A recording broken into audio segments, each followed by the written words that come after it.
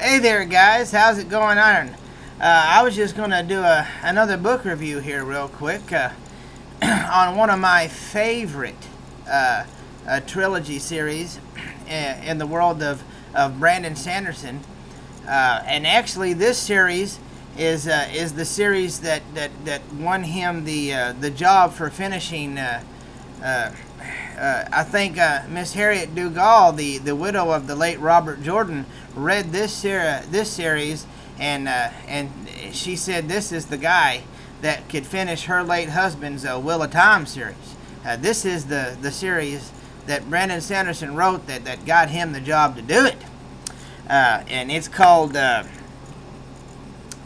Mistborn Trilogy by Brandon Sanderson. And as you can see on the cover of the box, that is the chief antagonist of the series, Vin, the heroine, if you will. There's 3 books in the series that comes in a box set of the main trilogy. There is the Final Empire, then there's the Well of Ascension, and then the last book, the Hero of Ages. Okay, but now here what I'm going to do is, since this is one of my favorite of the whole Sanderson Cosmere is what he's calling. Brandon Sanderson has now come to calling all of these series of books in different worlds that he's doing that's finally starting to connect in some way, like I told you with the Stormlight Archive. He's starting to call this a Cosmere of 30-something books eventually that it will be, I guess, is what's going to happen. But of all the Cosmere of what Sanderson is calling, this particular series here is above all one of my favorites due to the intricate magical system that Sanderson used in this. It's amazing. And so what I'm going to do is, in part 1, I'm going to half this up into 2 parts because I want to give it due justice. I'm going to describe the magical system, okay, because I think he did a awesome job on it. And then in part 2, I will get into the story as it goes, because I don't want to get sometimes you will get sidetracked on what it is to be a Mistborn and misting and all this stuff, and then you'll lose track of the actual story itself, which can be different. But first, in this first part, we'll talk about the magical system that makes up the world of Scadrial and the world that the Mistborn trilogy will take place in. Which immediately upon reading the first couple of chapters, I thought to myself, oh God, this has video game written all over it.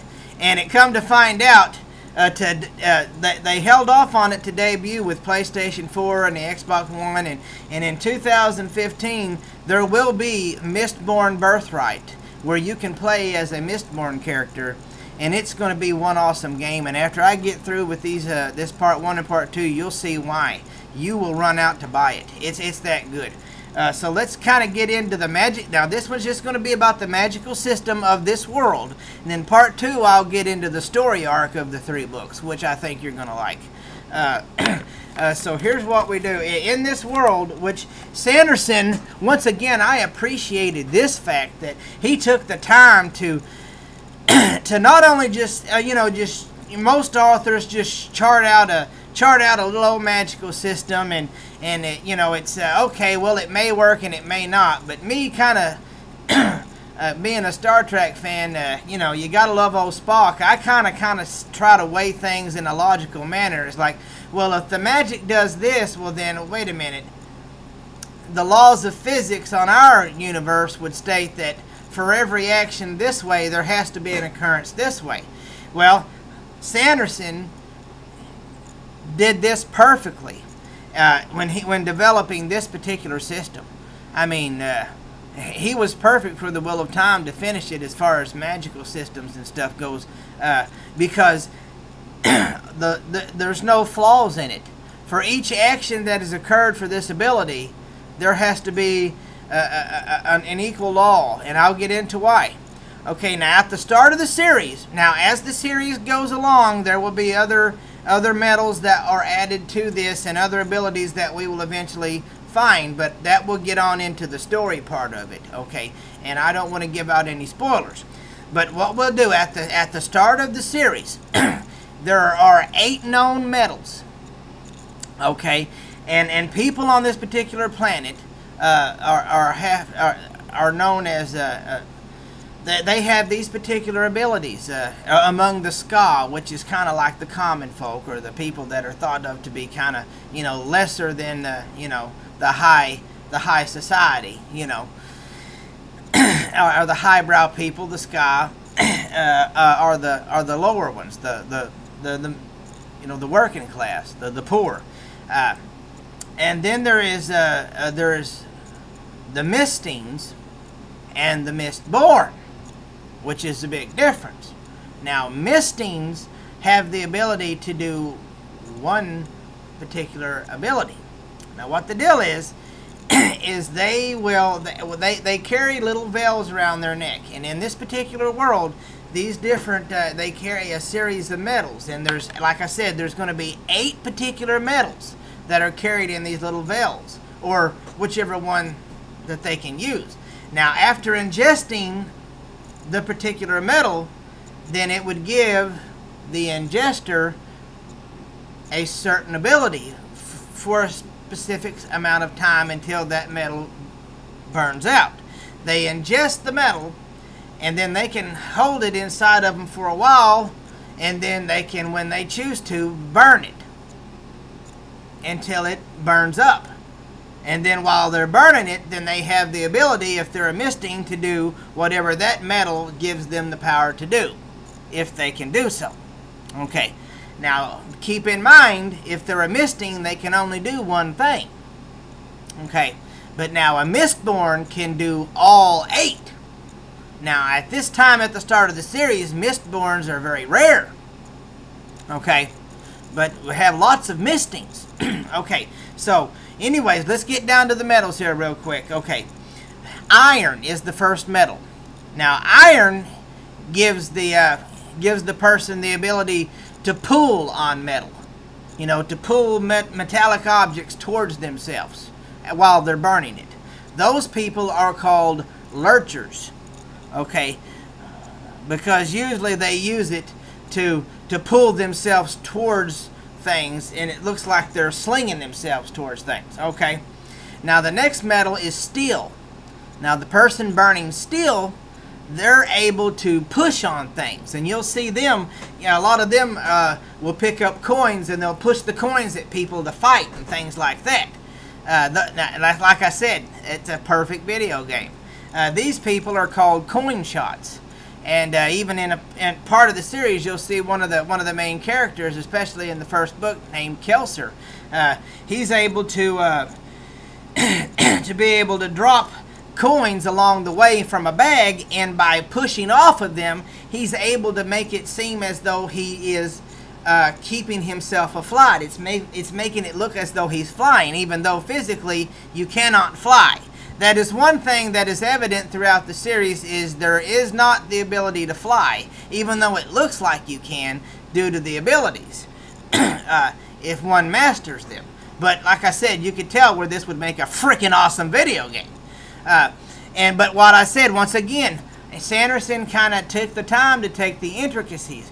Whereas if I'm a coin shot and I'm trying to push or pull something, if I weigh 140 pounds and I'm pushing something that's 300 pounds, if I'm not leaning against, or if I don't have an equal amount of weight behind me, then that thing is going to come at me or go the other way at an exceeding amount of force. Do you understand? So, exactly, you have the law of balance and imbalance, which makes complete logical sense, which is another reason why I love this magical system from Sanderson. It makes complete laws of physical sense. If you were in this universe and this is how things were set up, then this would you would have to have an equilibrium of force, because somebody that's 100 pounds is not going to push on something that's 400 pounds and make it move. That would make logical sense. Exactly. Okay, now the next metal is tin. Those that are burning tin have the ability to enhance the senses. You know, make things appear brighter, make things that taste better. You know, make the liquor, you know, taste a little bit more spunky. These type of individuals are called Ten Eyes. Okay, now for a quick review, we have lurchers, coin shots, and Ten Eyes so far. Okay, all right. Now the next one is pewter.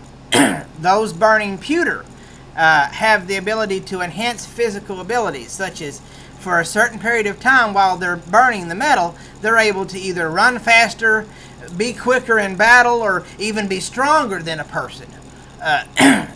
Now these type of individuals are called pewter arms. They have 3 different nicknames that you can use. Pewter arms, strong arms, or just simply thugs, because a lot of these people, based on their abilities, are used in lots of gangs and things like that. But pewter arms, strong arms, or thugs. And like I said, for a certain amount of time, they're able to be stronger, run quicker, do all these things in battle without getting tired. But of course, due to the laws of nature, after the pewter runs out, they're going to be there's a lag time, obviously, until they get more pewter into their system and are able to burn it. Okay, and now the next metal is brass.